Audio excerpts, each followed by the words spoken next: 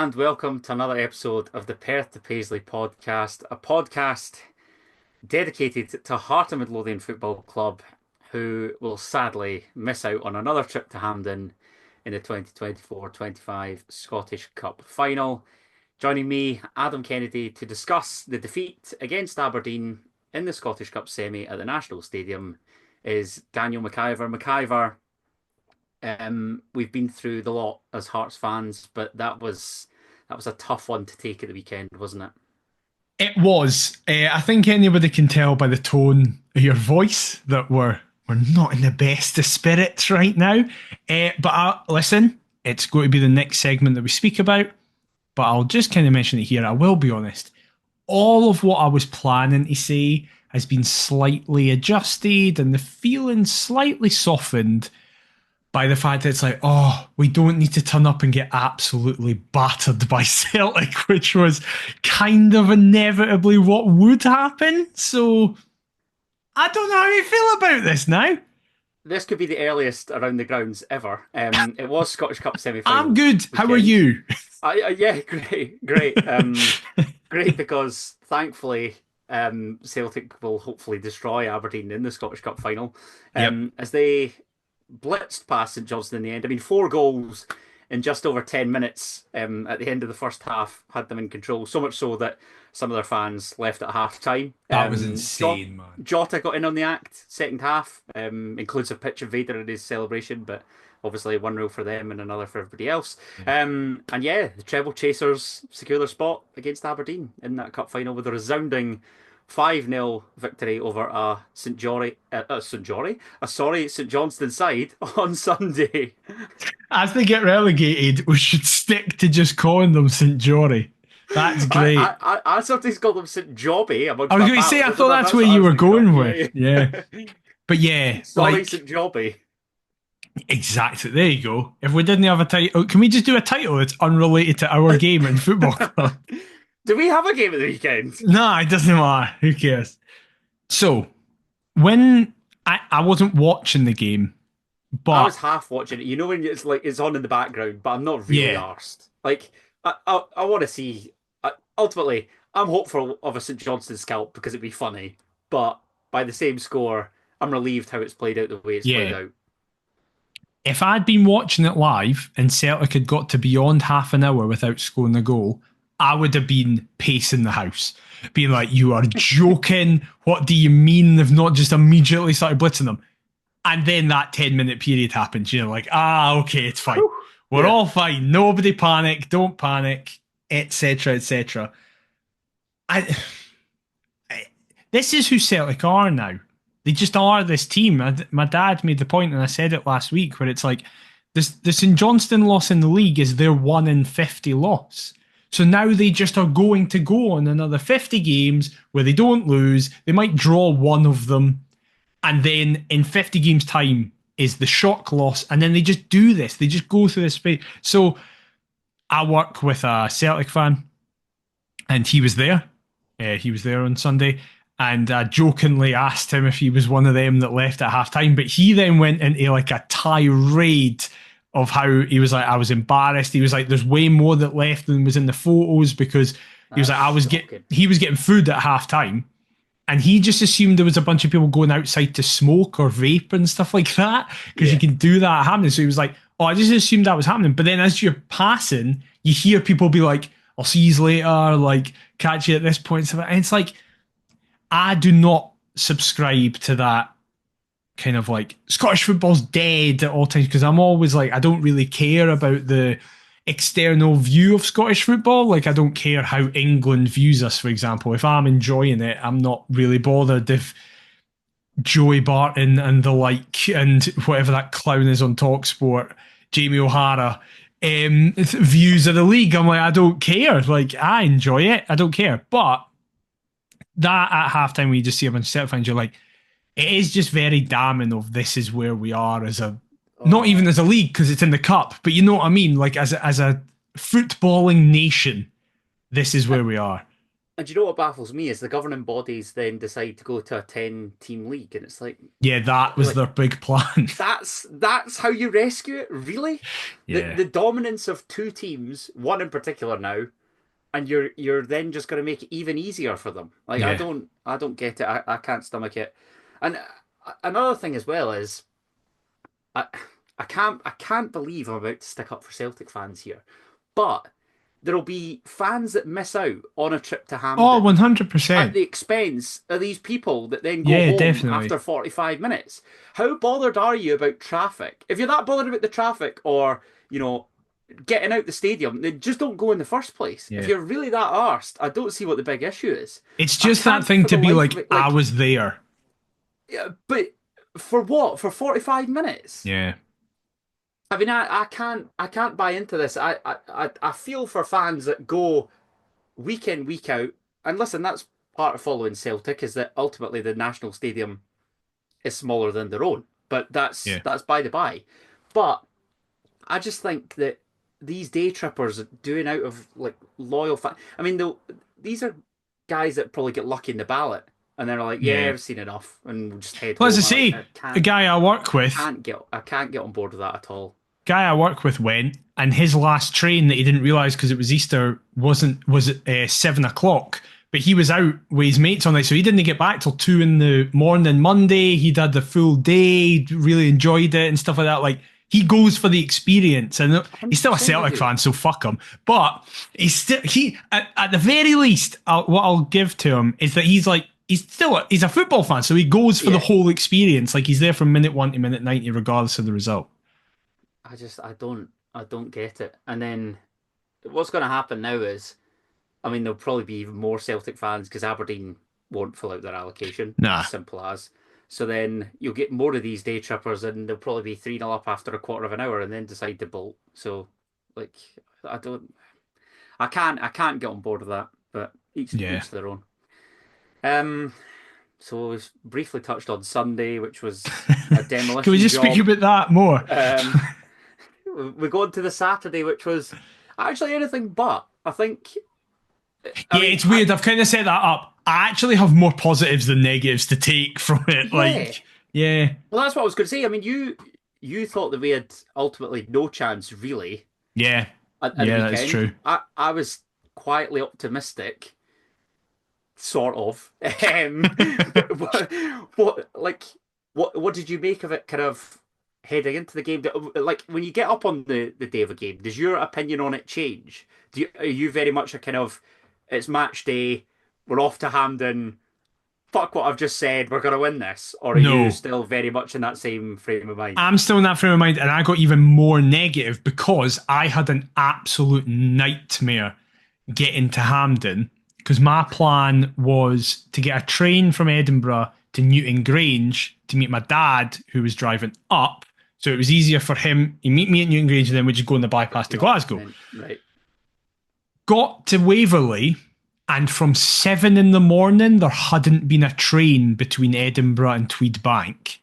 And the train I was waiting for was just completely coincidentally, the train I was due to get at like 20 to 10 was the first train that was actually leaving Edinburgh.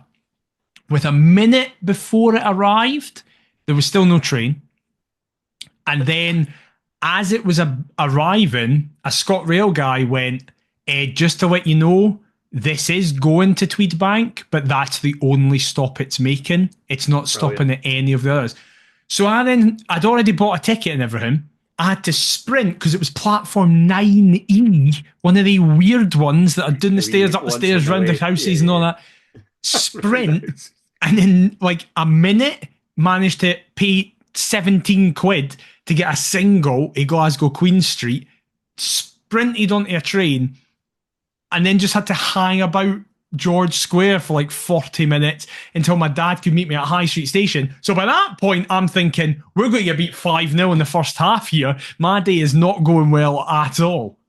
See, I'm the type of guy that believes that like it can't get any worse, so Hearts are going to pull it out the bag. I'm very much I've been through the shit, so the football will make amends for something like that. But I've got to say, I have vowed to never ever take the train to Hampden ever again. because it's the terrible. pits. Thankfully, as I say, Ever since again, some ScotRail numpty employee said, "Oh yeah, you're to get off at Mount Florida." No, we were to get off at Kings Park or Queens Park or whatever the hell it brilliant. was.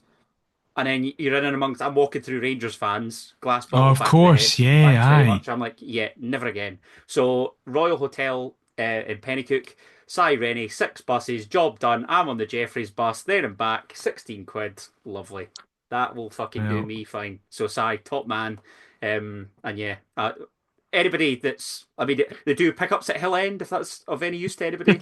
Cy's not paid me for this. This is just. I probably could have got to fucking Hill End for less money than it cost me to go to Glasgow. You probably could. You could have came on one of the buses. I was on the Jeffreys bus. You could have been on the Sergio or whoever.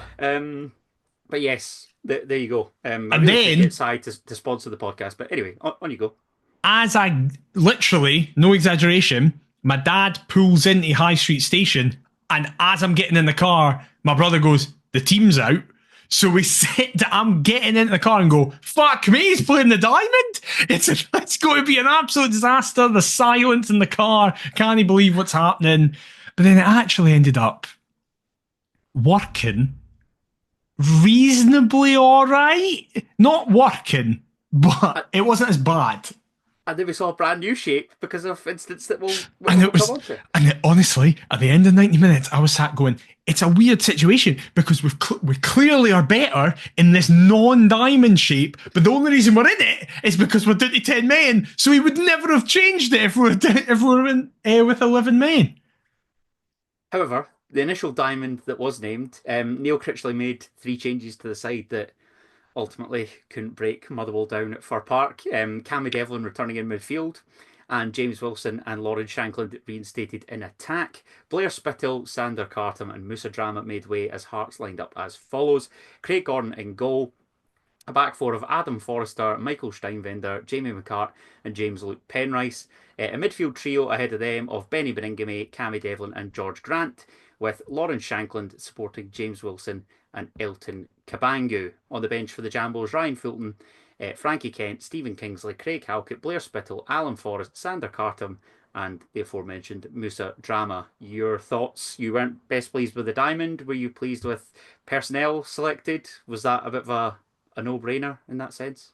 Yes, I was. If you're watching on YouTube, you'll see it. The entire time Adam was speaking, I was looking down. It's because I just wanted to get something totally right.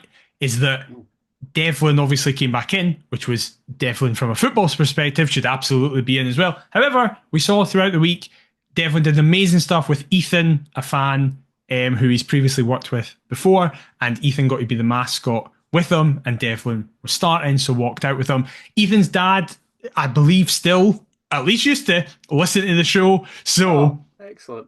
I've spoke to him in the past. Further proof that just Cammy Devlin should be Heart of Midlothian captain. It really annoys me that he's not. I was delighted for Ethan. I don't even think he'll be here next year.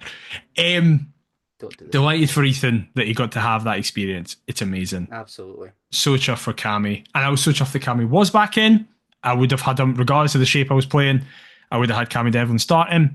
But yeah, as soon as I just realised, because the guy I was with my dad's mate in the car, Terry, and he just read it out as it's listed. So it wasn't like he wasn't trying to work out the shape. He was just saying the names. So halfway down, you've already heard Shankland, Wilson, and Kabangu. So I was just not really listening to the rest of it. I'm just thinking, right, we're playing the diamond, and just I thought it was suicide. It didn't really turn out to be. It didn't turn out to be great, but I described it as potential genius disguised by lunacy, because it might have worked. It might have been like we could have come out of that game if we kept 11 in the park and we win, and we sat there going, God, we're all foolish. Another example of how you shouldn't listen to fans. The guys who are paid to do the job should be trusted and blah, blah, blah. But, I mean, when we go 1-0 down, I'm thinking, nope, this is exactly what I thought was going to happen. It didn't turn out that way, but as you say, a lot of that is because of what happened in the game. So the team that you just said didn't last a long amount of time at all in the grand scheme of how long the game actually went.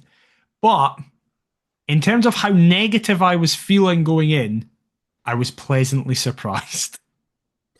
Yeah, I mean, I don't think the diamond can necessarily be blamed for our failing on the park here. I'm not his Nah. biggest fan. You're not his biggest fan. Um, and do you know, in the early exchanges, I actually felt as though we were the better team. Yeah, definitely. I mean, our first chance comes on 2 minutes. George Grant's corner kick is taken short to James Luke Penrice on the edge of the box. Luke curls one to the back post as Dimitar Mitov fails to get there. So annoyed to see him in the Aberdeen goal ahead. That was the only thing I paid attention to in the Really, lineup. like, of course, it's his first game back. It eventually comes out to Jamie McCart after Lauren Shankland is already occupied, but the centre back drags his effort wide of the mark on his weaker right foot, to be fair. And it's the old cliche. I hate myself for saying it, but of all the players for that chance to fall to, Jamie McCart is not high on the top of my list. Yeah, it is that. It is that classic phrase, and it's classic for a reason. It was, however, encouraging that we were starting on the front foot. We were getting space.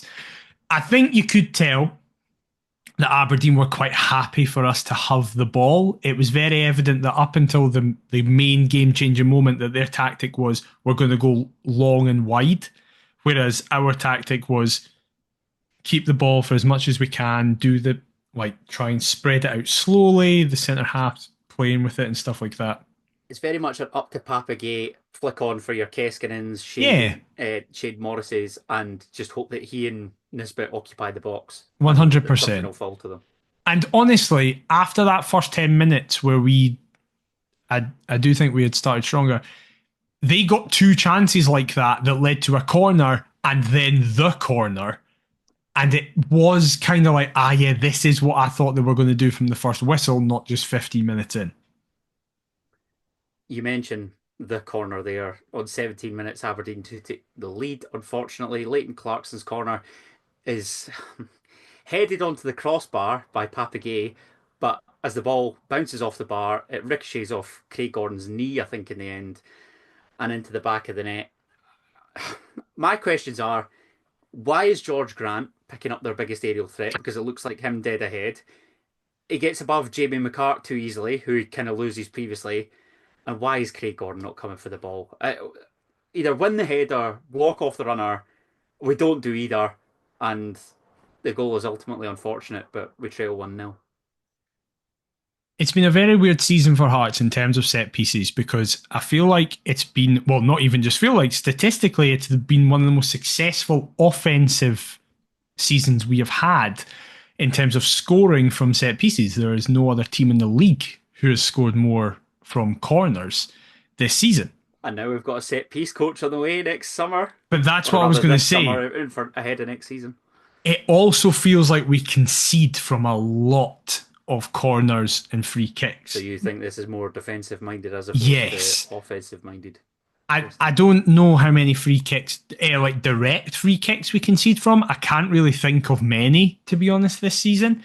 But I can think of a few that have been indirect free kicks and crossed in, and as a result.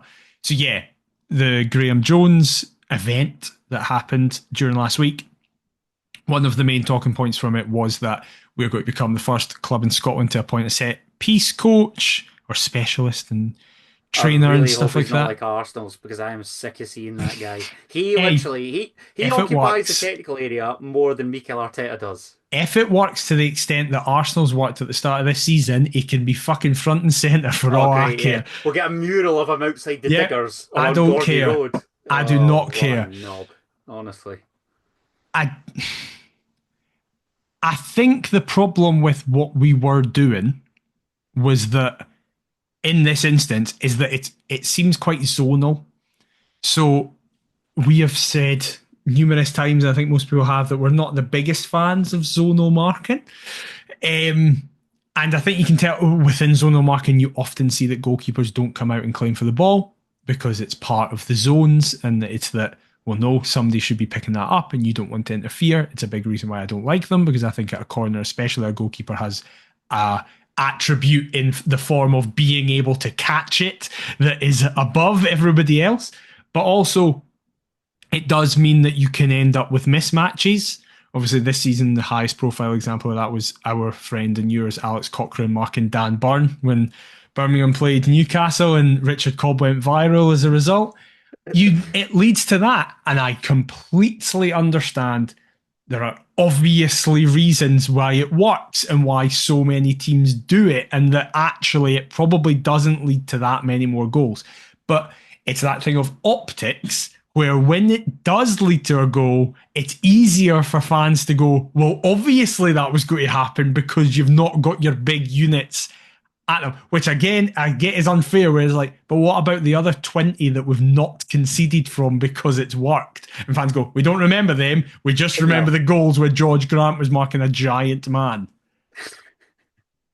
And there's nothing Gordon can do about the actual goal itself. Oh, I did ask the question. Sorry. It's the only thing I have a lot of opinions on, because I'm really interested to see what this coach brings next season. If it is going to be like a mainly defensive overhaul, or if it is just fully, no, we're changing the way we're doing everything. There's not going to be a style. I'm so disappointed that the fixtures aren't out yet and we can choose who's going to be the one to inevitably score from a corner, like first game of the season or whatever. I can't wait. But yeah, like apart from this and the first and second red cards, actually, a lot of the game I feel like I don't have strong opinions of because not a lot. It wasn't a great game. So, and again, it's me, the boring stats nerdy person, where I'm like, I like to see the differentiation between different set piece plays. That's what I'm here for. Fuck your flair. I tell you what, you said it earlier on, but after a good half hour of that Celtic game, I thought, Jesus, what an advert for Scottish football this is. That absolute snooze fest on Saturday, and then this pish as well. But obviously it ran out a bit more comfortable for Celtic at the end than it did Aberdeen. Yeah. Speaking of Aberdeen, they had a chance on 25 minutes. Actually came forward for once. Topi Keskinen sliding an effort wide of the mark again as Papi Gay wins the header to flick onto the winger. But ultimately the Finn slides his effort wide of Gordon's left-hand post. Go on. Especially me should raise this, because I've given them a fair amount of stick this season.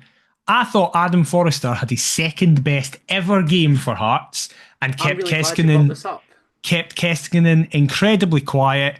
Obviously, his best ever game for us, I think, is Heidenheim at home.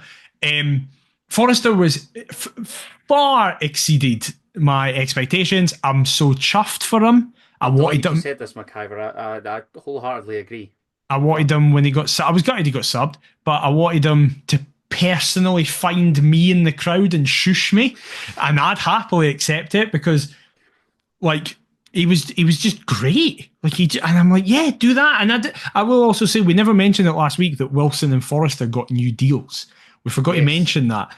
I think our episode had come out before that was announced. In fairness, it did. I will say, like, and as I say, I've been critical of Forrester. I do think the reaction to him getting a new deal was quite harsh.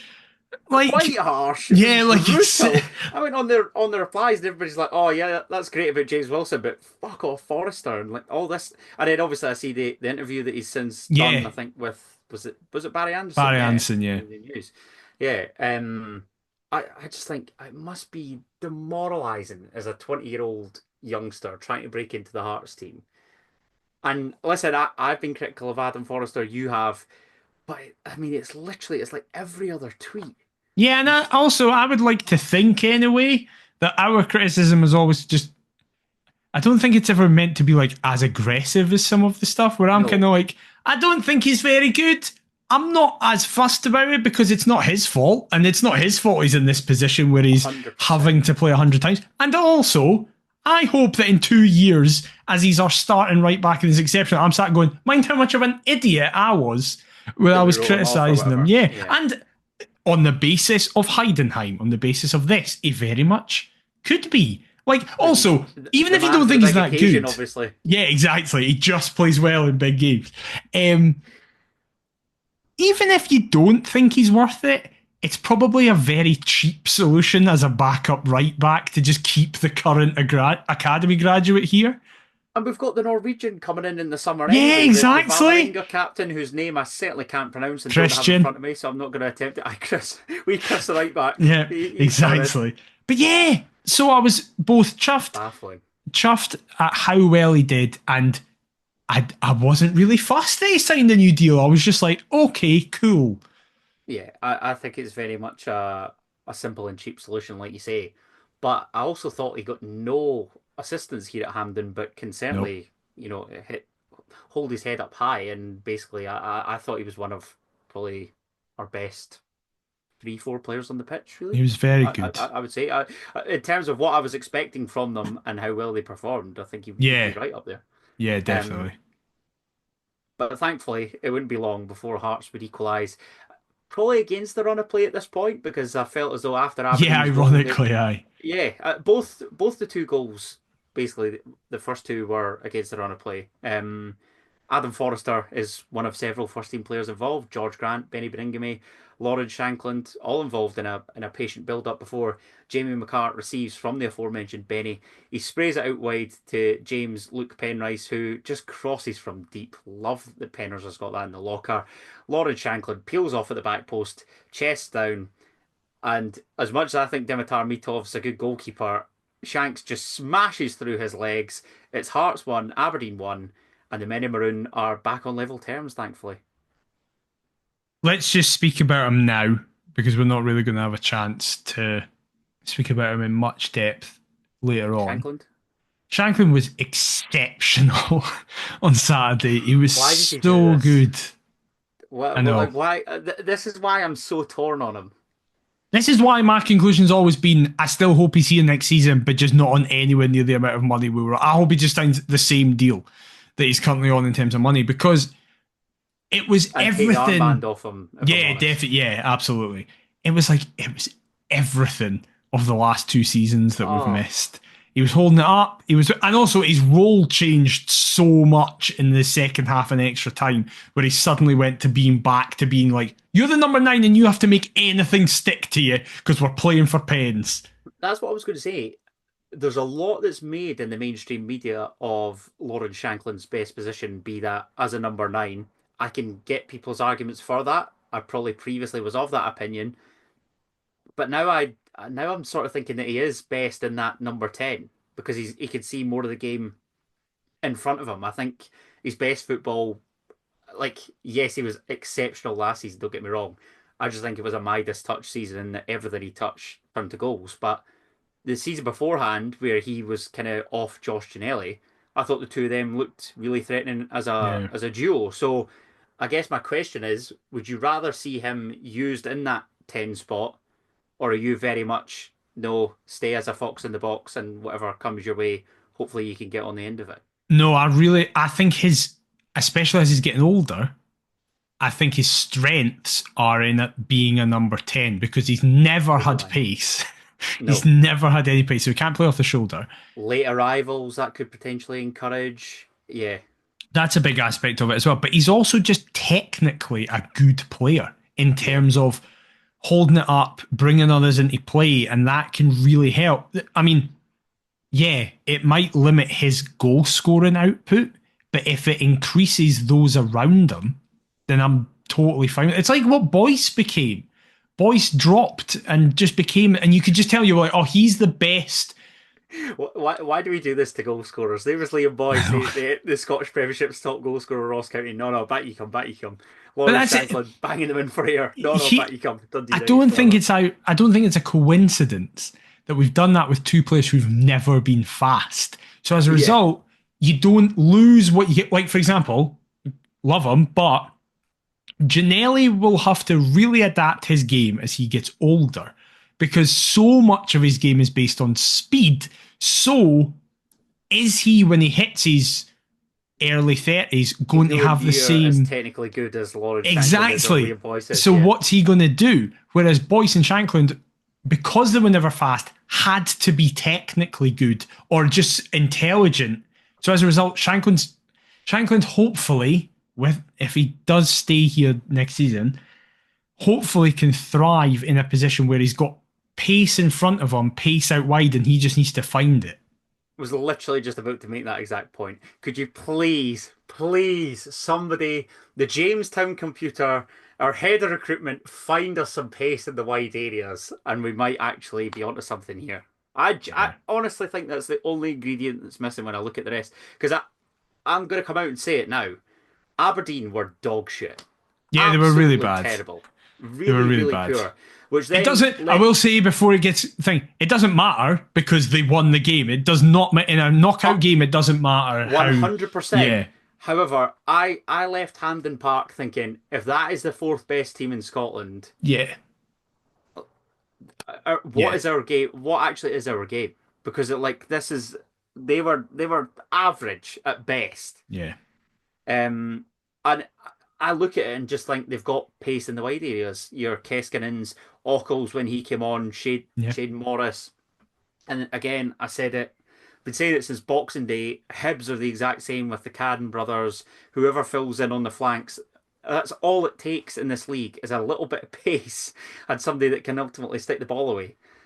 So we might need one of those as well. But yeah, however, just before half time, the entire complexion of the match changes, and not in a positive sense for Heart of Midlothian. Jamie McCart lost the ball forward in search of Elton Kabangu, but Alfie Dorrington heads clear, only as far as James Penrice, who immediately centres for Lawrence Shanklin to flick on. Graham Shinney then lost one high into the sky before Gay again steers in the way of Toppy Keskinen. The winger evades George Grant's challenge before he just looks to burn past Adam Forrester and Michael Steinvender, the latter taking him down just outside the centre circle, and John Beaton issues the red card from his top pocket. Hearts are down to 10 men, and all of a sudden it's a mountain to climb. Daniel McIver. So what I imagine will happen in this podcast as we progress through it is that Critley's name I think it's mad we're halfway through and we've not mentioned Critley's name really yet. Critley's name will start to come up more and more as we speak about this game. And it's in moments like this where I go, yeah, Neil, I totally understand if you turned around and went, what the fuck am I supposed to do? Because how can you plan or how do you mitigate a centre half who up until this moment, up until the Dundee United game where he does a weird thing to allow Dundee United in to score, the week basically that he had, up until the last, as we record, 9 days, has come in and been pretty much brilliant, has looked great, assured, even chipped in with some goals as well, just looked solid as houses. How do you plan for him to make such a stupid challenge? Because I will always say this about challenges like that so early in a game, is you need to use your head and think, is it worth my team losing me or a goal? Because if you lose a goal, at the very least, you've still got, it's 11v11, you're not at a disadvantage, let's see what can happen. We've come back from behind in this very game. Exactly. You don't know. Or are you now, see when it's the 88th minute and you're clinging on to something, I understand it then. I understand going, sometimes no. You just got to take one for the team. This is absolutely worth it. They can hold out for 7 minutes, however long's left, if there's additional time. These numpties that I play with on a weekly basis. They'll be fine. To do that was like, I don't even know. It's just the most stonewall. I couldn't believe that around me people were arguing it. And then when you watch it back and there's still people going, Adam Forrester's covering. No, he's not. Keskinen is through and will have a shot on goal. I actually think Jamie McCart on the other side is a better he's a better chance than Adam Forrester. I mean, I'm the exact same as you. I thought it was a red card all day. I also, again, try and put it in our perspective. If that was a Hearts player that's bursted through in an Aberdeen centre half, you'd be livid if it's not given. Screaming for it all day. Yeah. We'll come on to more of that later on. But I just, to me, it's brainless, it's idiotic, it's stupid. But I didn't think he was having the best game anyway. Michael He was the Steinbender. worst player in the park up until I he thought sent it off. by a distance. How many times did he look to try and clip it out to Adam Forrester And again, just fuck who, it who was in a great completely. position, and before you know it, it's up in the fucking stand. Yeah. And I'm like, what on earth has happened to that guy? Yeah, he had a Is really it bad because his day. missus is now pregnant, or has been for a couple of weeks? I don't Is he more know. occupied with off the park than on? Like, what's happening here? I Because know it's again, as you say, the Dundee United game, that was the changing point for me, where it's yeah. like, hold on a minute, you've been brilliant up till now. What the hell's happening here? It's the worst week for him to have decided to be shit. Worst fortnight. This has Yeah. been the worst fortnight for Michael Steinvender's Hearts career. Yeah, definitely. So hopefully it's very much. I did see some people be like, "This is his Zal era. It's fine." Like in a The few Cabanzas years we'll Zal get just will not leave, will they? nah. And I do see it more and more. I do think, Yeah. right, in a weird This was way, very much a Zal performance, like early stages Zal. I do think he's the most like Zalyuka centre half we've had since maybe Zal, because I do just feel like he can be like outstanding, not put a foot wrong. Or a teensy bit rash. Or rash, and I just go, you look like you've not played football Yeah. before, which is like Zal. That, and again, not in his last few years, but in his first few years, or that first season and a half when he got moved to centre half, where you were just like, do you know the rules? Do you know what you're doing? And again, the beauty and brilliance and what we all love about Zal is that he always had that in his locker, even when he was class, where he could just suddenly be like, oh no, fuck this, I'm going back to 2008. But that's the fucking Al Pacino line from Heat, where it's like, he pulls me back in with that, because I'm annoyed at Steinvender, but then I'm like, oh, but you seem Raj, and I like that. That's what I was going to say. Are you happy, therefore, that his suspension only applies to next season's Scottish Yes, Cup matches? definitely. Yeah, 100%. Now, come back to me if we get beat by Dundee because of him. Then it all changes. Another Dundee team, that's it. He's going to the beer. Exactly. Again, Yeah. oh, shit. I didn't realise these two were over the No, road. it's like, oh, fuck, I thought I was gone. I thought I was done. I'm trying to... trust me, I'm trying to put a positive spin on it here. If there was to be a first half sending off, is this not the best time for it to happen because it's right before half time? I am clutching at straws trying to defend this man because I do like him, but like No, this it's a disaster whatever way you look at it. However, absolute disaster. We thankfully do get to half time, but then we ring the changes and go to a dreaded back three. I mean, I detest the diamond. I really don't like back 3/5s. However, Craig Halkett and Frankie Kent, who's just defrosted, come on, and Elton Kabangu and James Wilson both go off, thus taking away our attacking offensive threat. And it very much spoke words of shut up shop from here on in with those changes. Are you surprised that he changed two centre halves? Should it have only been one? What's your thoughts? I was surprised. I was very surprised he took Kabangu off. I think Kabangu was really struggling, but this is more in my line of thinking. Heart Standard did a really good article a few weeks ago speaking about how the main problem with the diamond is that it's killed Kabangu because it forces him out wide left. And he's clearly not... He does peel off all the time. Yeah, he's not that type of player. He's clearly a very much just a instinctive striker / run through and go. If he has to go out wide and link up and feed in others, he's clearly not good at that. So... in terms of performance, I wouldn't be surprised from an objective basis that Kabangu got brought off. But what I thought was going to happen was we were going to bring on Nieuwenhof, and then I realised Nieuwenhof isn't even on the bench. Sound. I had a couple of mates at the game asking, "Oh, is Nieuwenhof on the bench?" No. Read the team. I thought we were going to bring on Halkett and Khartoum for Wilson and Grant. Don't get me started on him. I thought that's what we were going to do.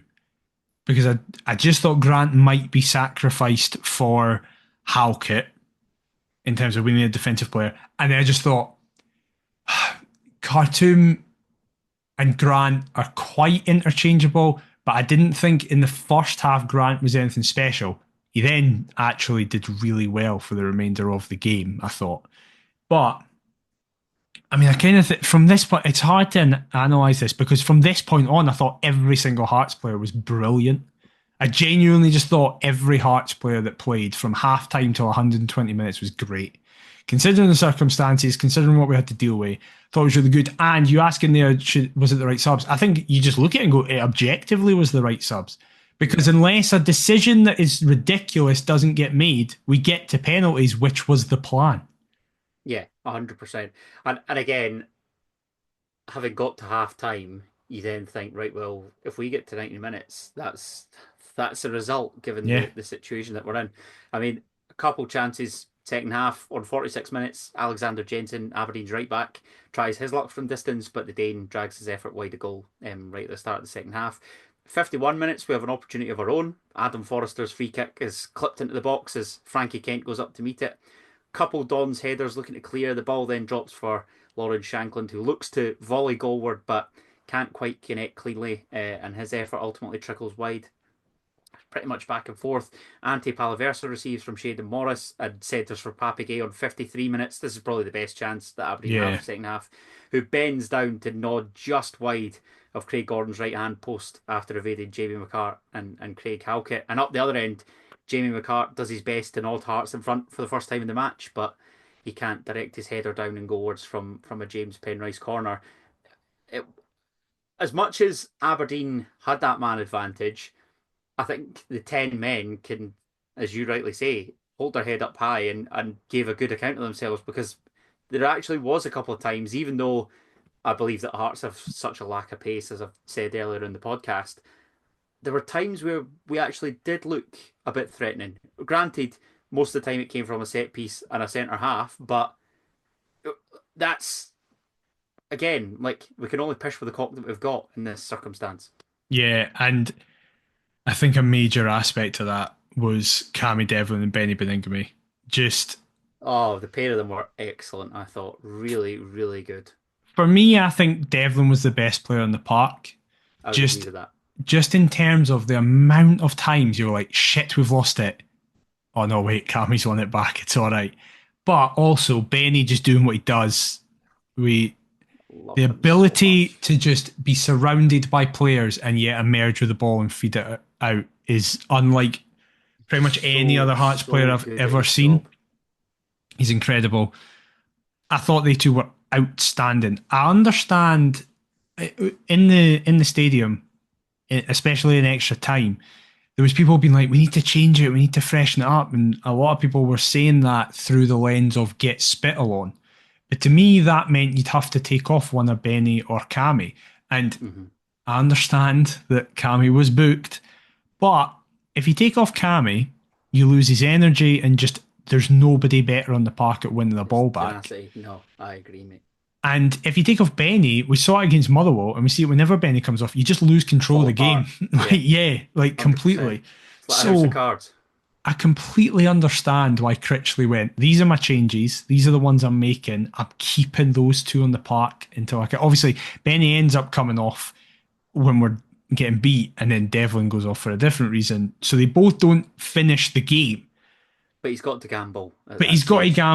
And it's mitigating circumstances in both cases. They were both exceptional.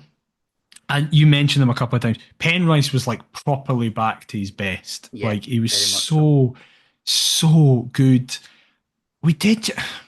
It's so weird because I think a lot of people will be expecting us to be sitting here raging and raving. Yeah. I just have so many positives to take. It's obviously devastation and being gutted at the defeat, but by the same score, we can't really criticise given the shift that the boys put in. And they gave it absolutely everything. There's no doubt about that. The big thing I said last week was that I think if we got beat, we'd be sat here without a manager in the dugout. But it's because I never thought on the table was a valiant defeat. I thought it would be, if we get beat, it's because we've been shit and it's the story we've seen all season. I know that some people are then turning that into a negative because they're saying it's kept Critley in the job for a wee bit longer when he shouldn't be and stuff like that. Whereas there was rumours, and I use rumours with as much sarcasm as I can muster because it was obviously ridiculous beforehand, I felt.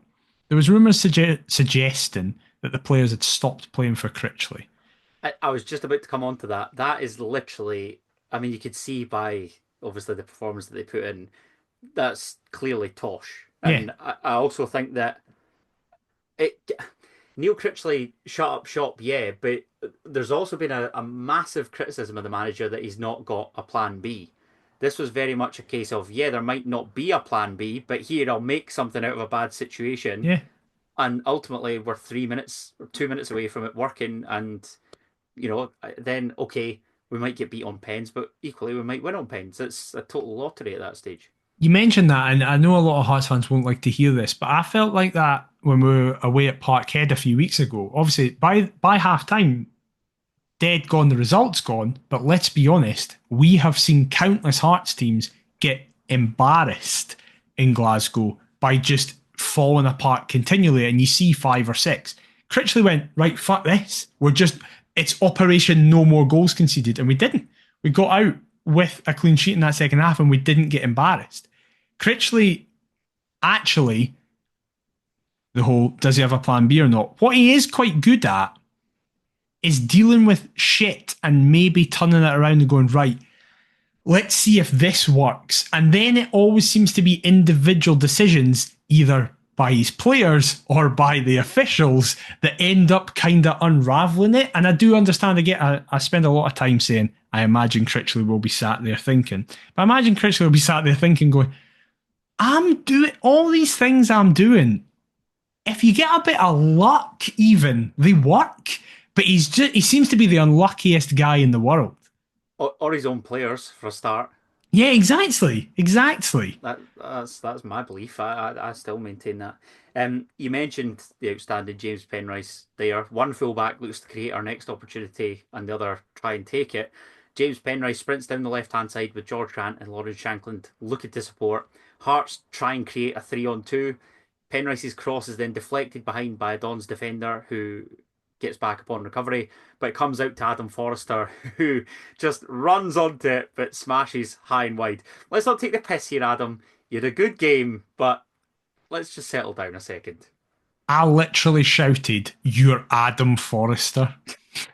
I immediately was like, I don't give a shit how well you've played. You're still Adam Forrester. Fuck off. There was folk around me shouting, "Shoot." Like, come on, man. But that's desperation again. It's clutching at straws. Yeah. There's a lot of that. Listen, Adam, no you. The one that plays for Hearts. You were good at the weekend.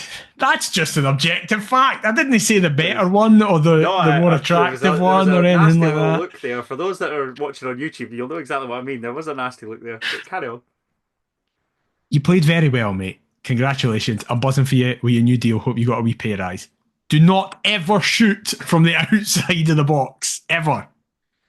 Dare I say it? There was people saying similar about Ali Mosturk, and then he crashes one out off the bar. I'm just saying. We don't know yet. Cannot use Ozturk as the benchmark for how defenders shoot from distance. No, I'm not. Trust me, I'm not. I think you are. I think you were one of those shouting shoot. No, I certainly wasn't. However, you spoke about defenders. A great block from Frankie Kent on 75 minutes. Leighton Clarkson trying his luck from distance, cutting in from the left-hand side onto his right foot before Kent diverts his effort behind for an Aberdeen corner. Just as well, because Craig Gordon didn't move. So Frankie Kent pretty much had to head that clear. But I'm really pleased to see Frankie Kent back in a Hearts shirt. I will say, there's obviously rumours surrounding his future. He's away. Supposedly wants to go down south. He might well be away, but it's I like Kent. I do.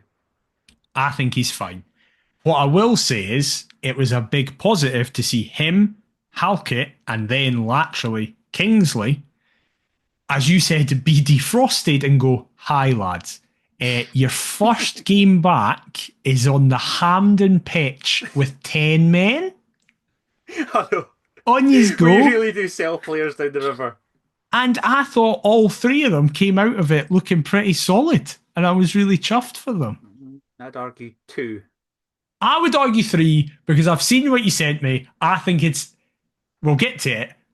I think it's doing a lot of heavy lifting and it's just an opposition fan base going, let's create any wee thing. Perhaps, but I even think I don't know. just instances where somebody ought to be picked up. I don't think a certain someone is picking up, but never mind. I think mentioned Kent was the second best player who came on out of that three. Oh, yeah, I'm not disputing that. It's somebody else I've got an issue with. I would say there was one. I thought Kingsley played the best out of the three of them, and then Halkett and Kent did equally as well, because I thought Kent was also suspect at different points. I don't buy into the Frankie Kent thing as much as everybody else does, though. Kent over Halkett for me. Speaking of I love you, Kent, Craig. George Grant aims for Frankie Kent from a Hearts corner kick. The Englishman's ball in, escapes his compatriot before Aberdeen look to counter. A poor pass from Dabbagh off the bench is pounced upon by James Penrice. And I thought this was the moment he looks to bend one into the far corner at the edge of the area, into that top banjo. But fortunately for Dimitar Mitov, the fullback's effort flies narrowly wide of the mark. And it ends Hearts 1, Aberdeen 1, and we head for extra time. I thought that James Luke Penrice's name was up in lights, McIver, and that he was going to send us to the final. The man who got into the PFA Team of the Year. Oh, how good has that been, by the way? How rattled are Hibs fans? It's phenomenal to see. It just speaks levels about where your club's at. Literally, a 17-game unbeaten run in the league for Hibs. Not a single player nominated for the PFA Team of the Year. Hearts, the worst season in a million years, and we've still got one. That just that just speaks volumes about your football club. It just makes no sense. Like, I'm so happy. How it's is brilliant. Penrice has love been to see it. Penrice or Devlin has been our best player this season. It's voted for by the players, but it's the players that fucking choose it. That's funnier though. That's objectively funnier. It is. That Hearts have been dog shit, but we still think that the left back is top tier. Yeah. Now I did see Penrice. There has been no. Oh, I need to get this right. There's either been no outfield player, which can't be right, or like more.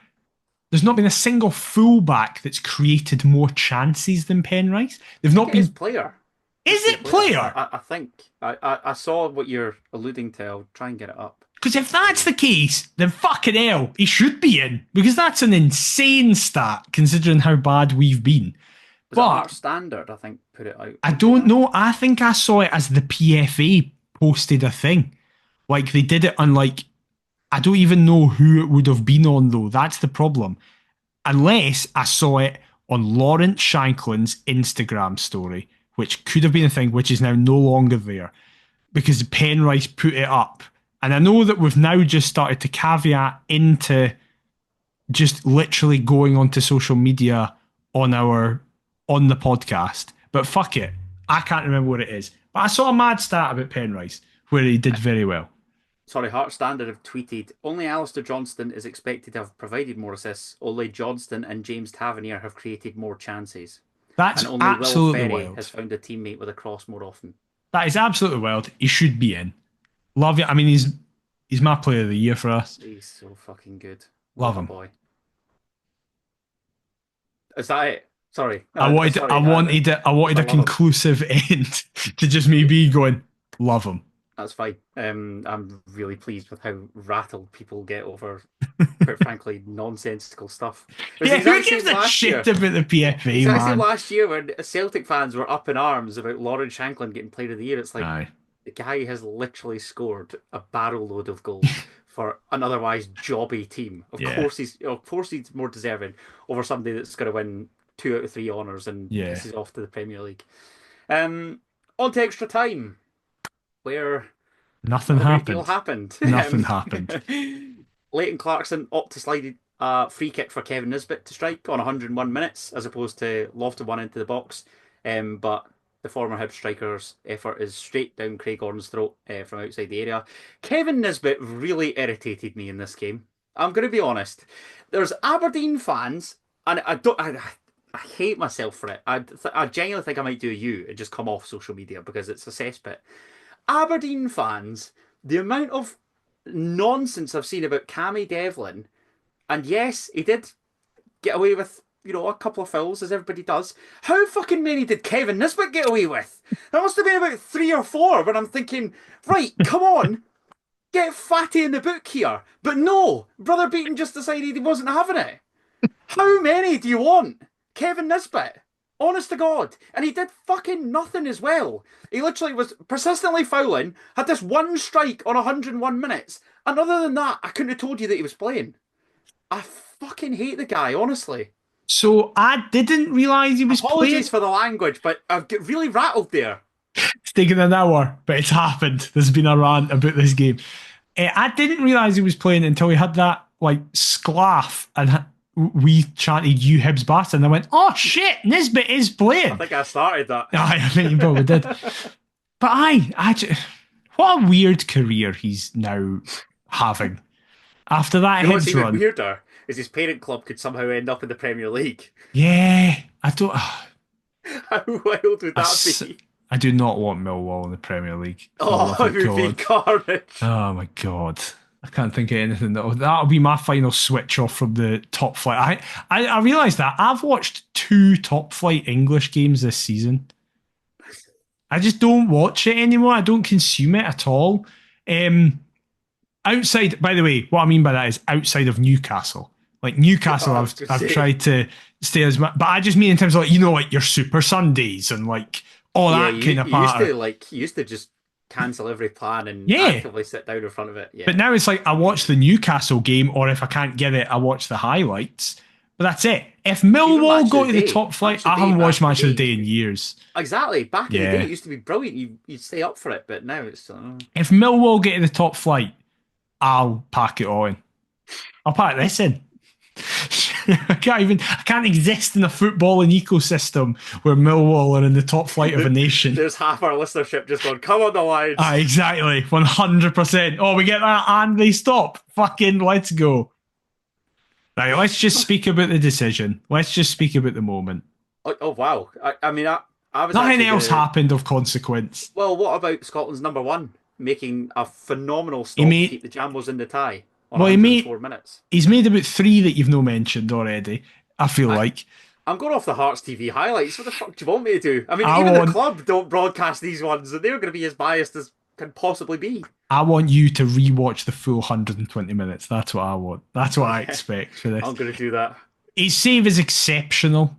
It's so Dabbagh. Good. Yeah, it's amazing. Graham Shinney and Yep Ockles play a 1-2. The Dons captain receives at left full back where he was occupying all afternoon.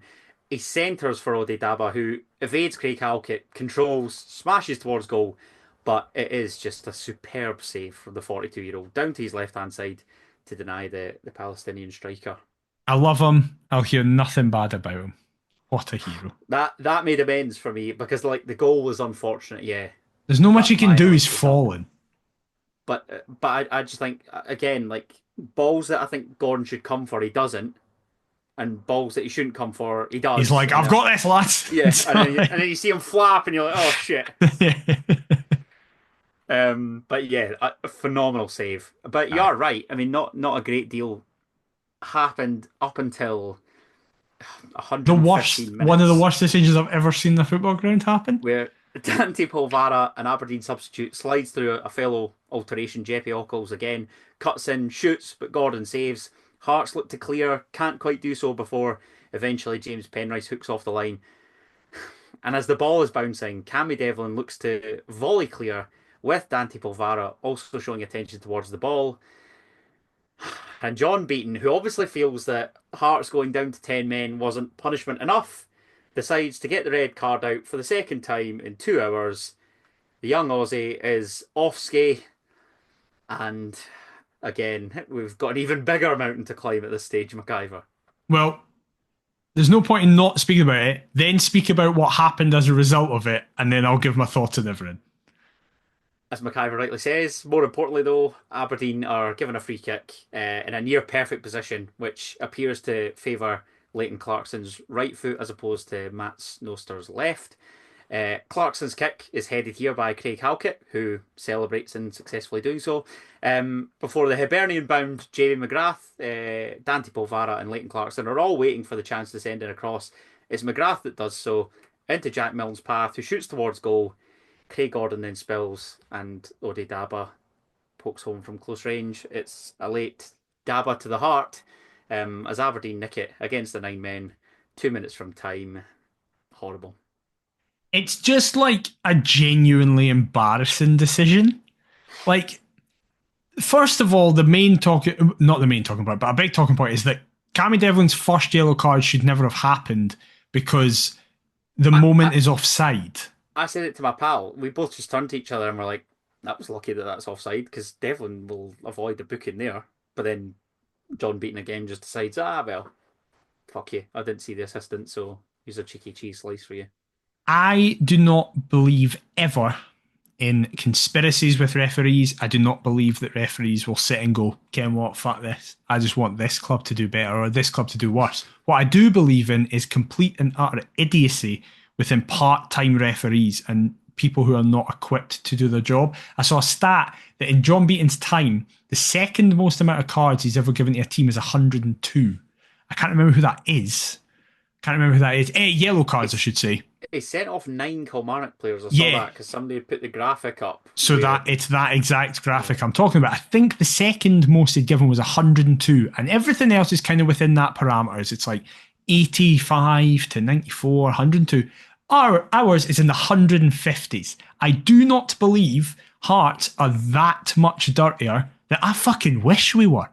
I do not believe. That's a gripe amongst most of our fans. Yeah. That were not big physical hurts. Exactly. For all of Beaton's time refereeing, we've never been big physical Hearts. No. I do not believe that there is a disparity of that much of a percentage between our performances and conduct on a pitch compared to everybody else. I just think it's John Beaton isn't fucking qualified to do this. And I know he holds the refereeing coaches, but it's like, no, he's not good enough. And it's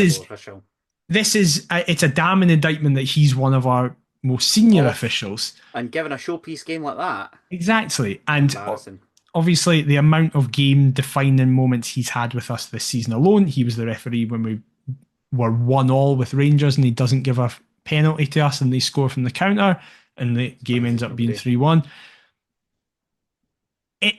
Polvara goes in to that challenge with Devlin where he studs up, foot showing. I don't think that's bad from Polvara. Devlin goes to swing and get the ball and he doesn't and he makes contact with a player. Fine.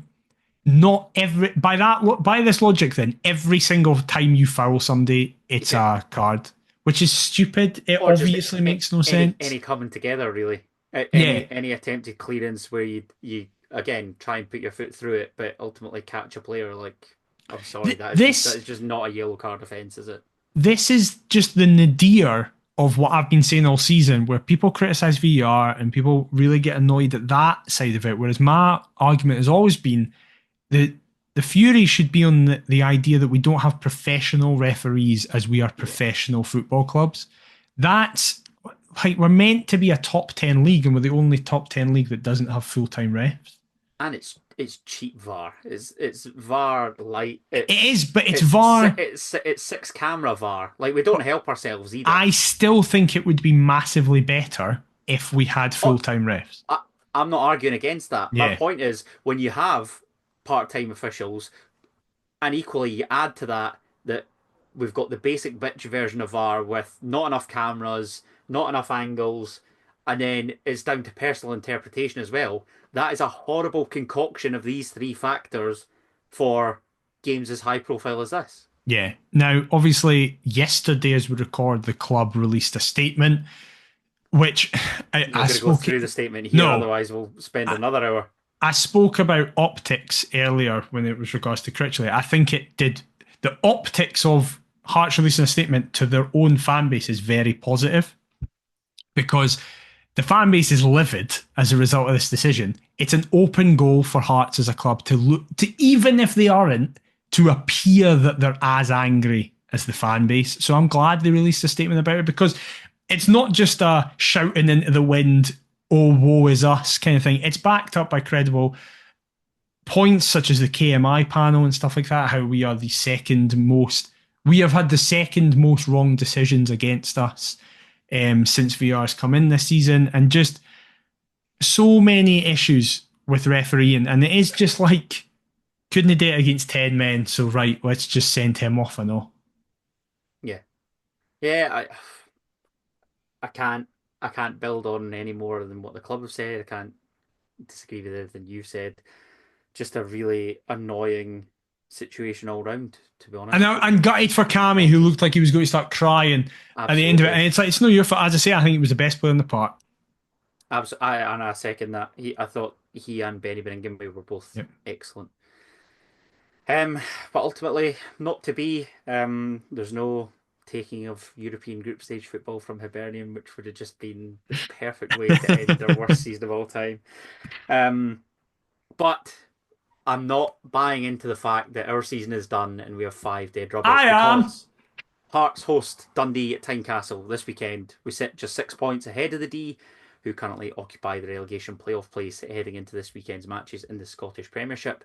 For me, this is a game where you have to stand up and be counted. If this club was in a relegation battle, it would be a total disaster and, quite frankly, unacceptable as far as I'm concerned. Secure our safety as soon as possible. We regroup in the summer before we decide who will shape up, who'll be shipped out, whatever. Just fucking win, please. Our 3 previous league meetings against Dundee, we obviously lost the first one, 3-1 at Dens. We then beat them 2-0 at Tynecastle, thanks to a Lauren Shanklin brace. If you could be in and amongst the goals again, Shanks, that would be fantastic. And he was also in and amongst the goals when we battered them 6-0 at Dens in our last league meeting. Also got the better of the D, 3-1 in the Scottish Cup quarter-final at Tynecastle. What are you thinking ahead of this one? I think it will be the same score as the first game of the season and the last game we played against them. I think we will win 3-1. Well, I don't think it will be quite as comfortable as that, but explain your reasoning. To me, I'm just worried about goals again. Neil Critley has a very, very good record against everybody in the bottom 6. And I think that this might not even be games, because now these are big games. Yeah, but also like knocking Dundee out in the cup, and when we played some of the teams that were going to be playing when we hadn't even won a game, Critchley came in and did pretty well against them. I think Critchley might even put the mindset of, if we win this, we're done, which some will view as a negative, because then what happens for the remaining 4? But I do think it's just objectively true. If we win this, we're 9 points clear with 12 to play, but our goal difference basically is another point. So we'll basically be 10 clear with 12 to play. If we win this game at the weekend, the season's done. And I do think we'll do it. Even if we don't, I still don't think we'll be dragged into a relegation battle, just because I think everybody's as bad as each other. I don't see the bottom 6 changing that much in terms of position. I'm trying to think, we'd have Motherwell at home and St Johnstone at home as well, wouldn't Yeah. We've also been given favourable fixtures. Right. Yeah, because we're away to Ross County and away then to Killy last day. Yeah. We've been given an extra home game, so that's favourable for us as well. But yeah, I do think it's almost going to be anticlimactic, where everyone's like, oh, we're going to get dragged into and stuff like that. Don't care. Oh, just definitely not. Just get it done. What's your prediction then? We're definitely going to concede. Yeah, that's why I've not kept the clean sheet. I think Dundee's goals are ultimately what will keep them in the division. I've said it a couple of times. I think they're in a false position. I think they're a threat. Offensively, it's whether we're better offensively. I'll be as optimistic as I can and say a 2-1 Hearts win. I'd take that. I don't know, but just win the game, please. Don't give a shit as to how it happens. Yeah, it literally means nothing. Like, it doesn't mean anything. 8-4, just win. Yeah, exactly. Any other predictions regarding it? John McGee, Simon Murray, who's your Dundee scorer? Simon Murray. Simon Murray. Definitely. In the right end this time. In the right end this time, shushing us. Oh, we might get beat 1-0 in him. I now think that's equally as likely, just because that as a scorecast. Exactly, just to be safe. Just win, please. Aye. Before we go, we've got the End is Near quiz, which is apparently a shocker this week, as opposed to all your other blinding successes. Yes. I was about to say, not that it was a particularly high bar beforehand. However, yeah, I'm not best pleased, to be honest. And after consulting with Scott, aka Heart Stats, on Twitter, he said it's a tricky time for statistics. So it's also ridiculous. Can I just ask that you've got a guy to give you questions? I know it's been ongoing all season, but still. Not well, just recently, but I mean, Therefore, what's. I take a moral victory in every quiz that you Hold on a do. minute. I was about to say you've got the exact same resources as I do. I don't use social media anymore. Get his number. Right, what is this shit show you've got for me then? Question number one. You're not going to be happy with this.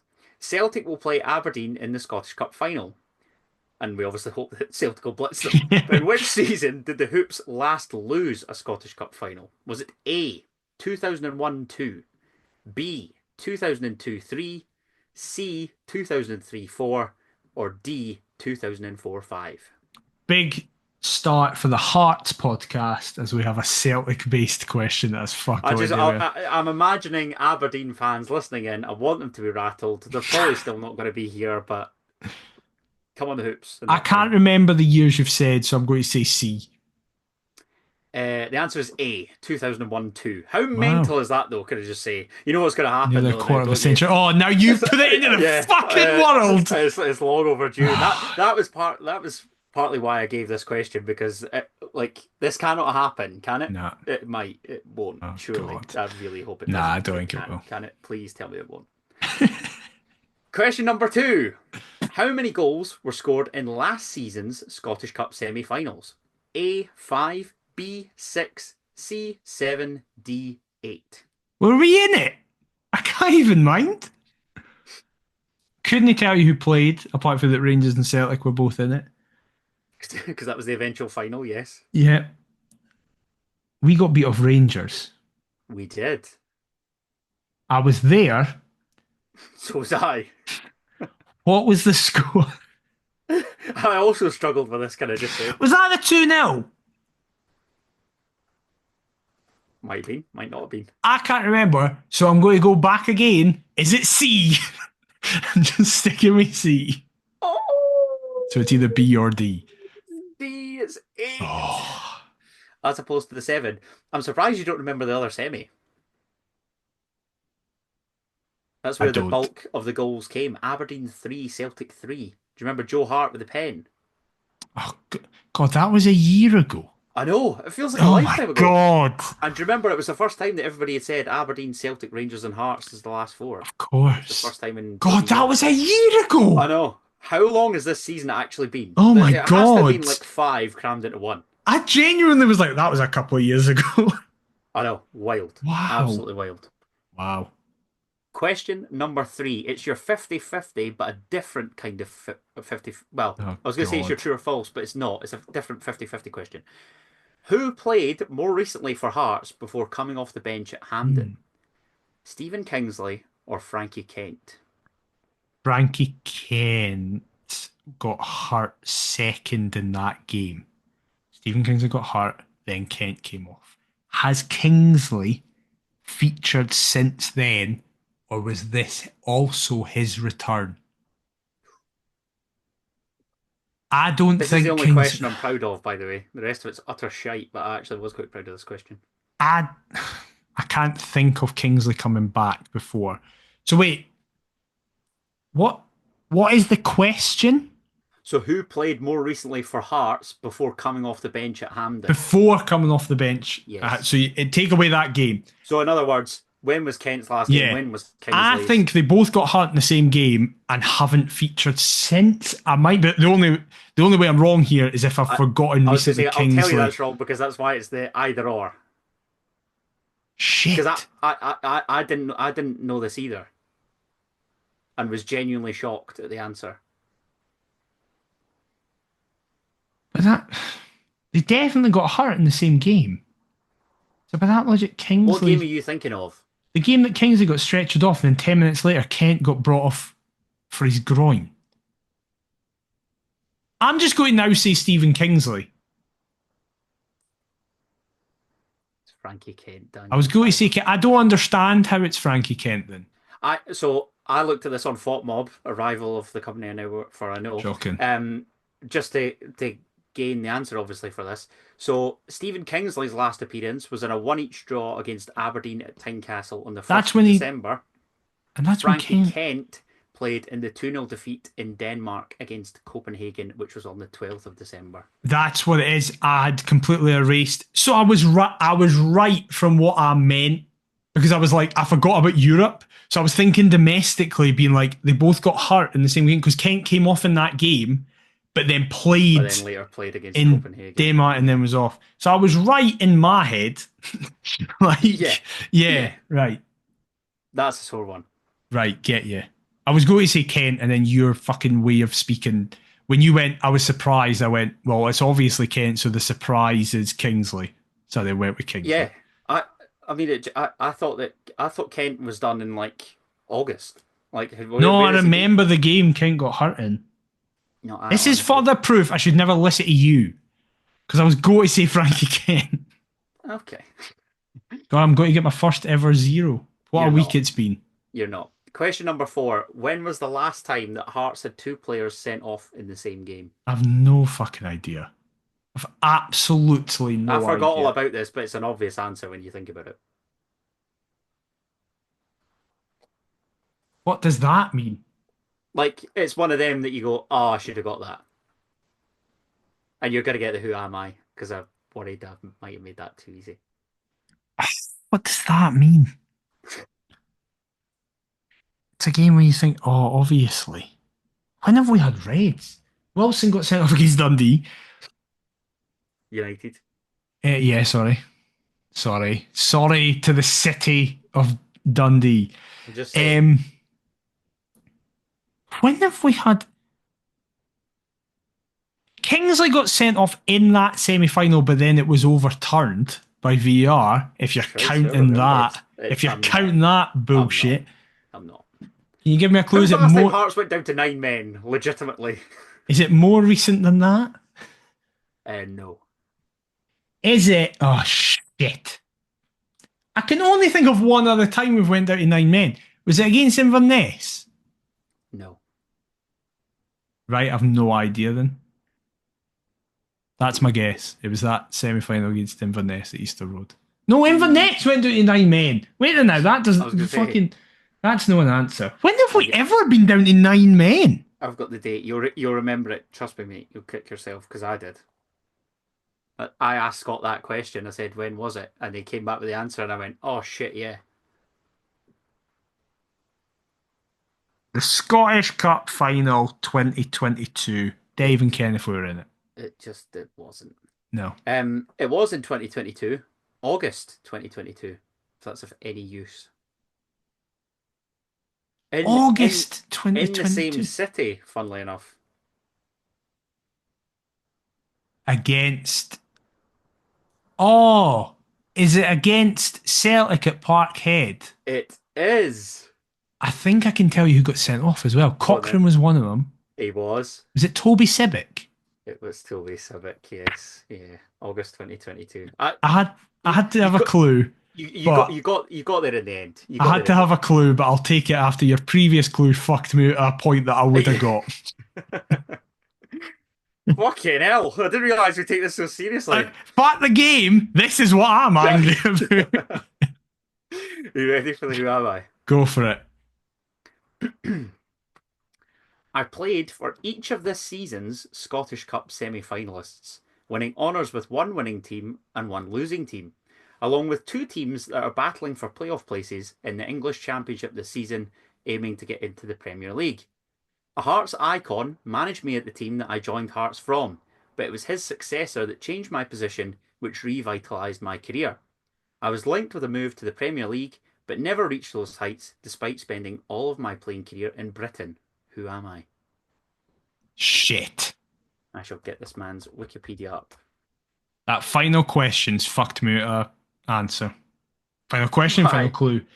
I was going to say Gowser.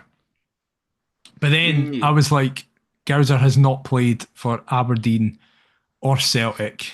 He's just played for us in St Johnstone. He's played for Hearts, Aberdeen, Celtic and St Johnstone. This is going to be really obvious to folk, but these are the ones I'm bad at because I don't pay attention to other Scottish football. In fairness, I had to make that I had to make this tricky because otherwise it would be too obvious, if you see what I mean. Is it Hartley? Hartley was never at St Johnstone. Was he at Aberdeen? I don't think he was. Did Hartley change his position? Oh, God. God, I don't even know what to ask. I feel like I have no idea, so I need to get the years. Between what seasons did this guy play for Hearts? That question. It's like the best one to narrow it down. Between 2003 and 2007. It could be Paul Hartley. Did Paul Hartley play for Aberdeen and St Johnstone? I think he did play for Aberdeen when he was young. But I feel like you would have mentioned Hibs in some way. I feel like everybody knows I'm just going to guess Paul Hartley. Did Paul Hartley play in England that much? 2 championships. And there's no point in me asking who he went to because I don't know. Is it Andy Webster? Andy Webster didn't play for Celtic, Aberdeen, and St Johnstone. That's what Andy Webster played for. I just knew he went down south. I feel like there's no point, I think, in asking nationality because it feels like this guy's Scottish. Okay. So that's a kind of pointless question. I feel like if I ask position and you just say someone vague like midfielder, it doesn't help. But also, I don't know what else to ask to make it narrow enough that I can get it, but also not narrow enough that it also rules out Paul Hartley if it's not Paul Hartley. Do I just ask the position and move on with my life? What else could I say? Because did he have long hair and a beard? Was he nicknamed Zico? I know what I can ask that's a bit more unique. Okay. Oh, no, that's pointless because I've asked the years. What were you going to say? I was going to say, did he win the cup in 06? But he was here, so he might have been one of them where it's like, he fucking got included, and then it doesn't really help. He only scraped the appearance fee. Yeah, exactly. But then again... The appearance threshold. Yeah. Again, that doesn't really fix my Paul Hartley conundrum. So how can I make... Is there a single question that would make me either go, it's definitely Paul Hartley, or it's definitely not? Oh, there is a question. And it's another Daniel McIver favourite. Can you give me the clubs in order? Fucking hell. Right. Okay. Because if I might know this, actually. Hamilton Academical. Millwall. Wraith Rovers. Hibernian. Greenock Morton on loan. St Johnstone. Heart of Midlothian. Celtic. Bristol City. Aberdeen. If this is Paul Hartley, I didn't know he ended up at Aberdeen. Because I was expecting you to say Aberdeen way earlier than that. Hibs before us. No, he was definitely at St Johnstone before he came to us. My guess is Paul Hartley. Daniel McIver. It is Paul Hartley. Yeah! You did really well in making that not immediately obvious that it's Paul Hartley. Exactly, because I can't say that he scored a hat-trick in a Scottish Cup semi-final. I can't say that he played for Hibs before us. But I was trying to... I thought about going on to London Hearts, and I was like, is there anybody that's played for St Johnstone, Hearts, Celtic, and Aberdeen? And then I was like, hold on a minute, Paul Hartley played for all four. Can I just say, Paul Hartley? I know that me saying there, you did really well to disguise it. Folk will have heard those clues and immediately just go, Paul Hartley. But for someone like me who doesn't, up until this podcast started, I never paid attention to the rest of Scottish football. And even now, I barely do. I'm chuffed with that. That was good. That was good. Do you want to go through the clues? Yeah, go through them. Why we did what we did. So, he obviously won honours with Celtic and, of course, us. Mm-hmm. The two teams battling for playoff places, Bristol City and Millwall, who we mentioned earlier on. I didn't know he played for Millwall. For Millwall. Steve Nicol, I think, was his... right. No, sorry, Jimmy Nicol was his manager. Oh, right, He signed, I think, 4 boys from Scotland. Was it Paul Hartley, Stevie Crawford, couple others as well, if my memory Right. serves me. A listener will be able to tell us. But yeah, Jimmy Nicholl signed a fair few. So obviously they're both the English Championship teams. Hearts icon managed me at the team that I joined Hearts from. Who was the St Johnstone manager? That time. I have no idea. Who plays up front for St Johnstone? Oh, it's fucking Sandy Clark. It is Sandy Clark. And Billy Stark, who succeeded Sandy Clark, started using Hartley in the centre as opposed to out on the wing. So that was the position change. Linked with a move to the Premier League, according to his Wikipedia. During the January 2007 transfer window, Hartley was linked with Rangers and Premier League club Aston Villa. Wow. Didn't So know there that. you go. And yeah, all of his playing career in Britain. One of my favourite Hearts players of all time. Yep. Just the GOAT. What a guy. Also infuriated me when he kicked that boy against Gretna, and I was I man. thought I was going to kill him. And then it was fine. Yeah. I know you're not a big open goal lover, but his interview on open goal's fantastic, and he talks about that. Is He it? talks about Millwall, and yeah, doesn't really touch on Bristol City and Aberdeen because that's not how we remember him. We remember him as Yeah. one of the best midfield players in the country, with the mighty Jam Tarts, and then his boyhood hero Celtic. That So penalty that's against fun. Aberdeen to get Oh, us to the Champions League. I mean, yeah, I absolutely adore Paul Hartley. What a hero. What a Well, guy. let us know if you didn't get Paul Hartley, because honestly, what's happening? If you didn't Mackay get got Paul Hartley, then you should all get Paul Hartley. Come on. But Despite also, my ropey clues. but they were good clues to be circumnavigate it. It's good. Let us know if you also enjoyed this rambly, long episode. Listen, let's be honest. Apologies, team. This is basically the end of the season. All goes well. So every other podcast is going to be about 20 minutes. 5 episodes. Yeah, exactly. We could basically get 5 episodes into the length of this one. So hope it's all right. But if you have enjoyed it, please leave us a review on your podcast platform of choice. It massively helps us out. If you've been watching us on YouTube, leave a like, comment, and subscribe. Perth to Paisley on all the socials. perthtopaisley@gmail.com. Adam, where can they get you on all the socials? You can find me sharing highlights of the 2006 Scottish Cup semi-final to cheer myself up at Adam T. Kendo. We will be back next week, where hopefully, in a weird way, Hearts have nothing to play for the rest of the season because we have comfortably beaten Dundee. But And we've maybe secured our survival. Hooray! maybe we're actually in a relegation battle and it's going to be really fun for the rest of the season. But anything else that happens in between as well, we will cover. But until then, we'll see you next time. Bye-bye.